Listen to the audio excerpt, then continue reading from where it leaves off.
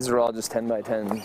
Early Sunday, Brad Lewis, co-owner of Denver Bazaar, was getting ready for day 2 of festivities at Bellevue Station. We essentially put on various markets, pop-up events. As prep work was underway, this happened, a damaging wind event.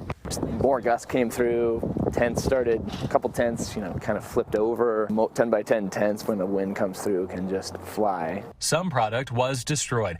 Adam Saplin sells a shock-absorbing cup holder for bikes he invented. If you hit a bump, it goes through the suspension travel. The friction resists the motion. It's called Handle Stash. His product wasn't lost, but his $1,500 tent was destroyed by the wind. Our tent was severely mangled. A lot of the poles were broken. Saplin is in his second year working pop-up events. Most markets were canceled last year, so this is our first real big holiday season. The wind Sunday, 23 to 44 miles per hour. Brad and his team were forced to close Sunday, eliminating 1 out of a total of 6 days vendors can sell their goods.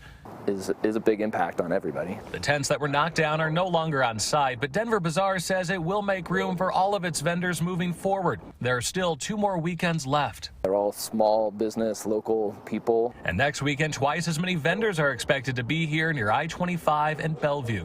80 to 100 craft vendors, food trucks, fashion trucks. The hope is windy weather will stay far, far away.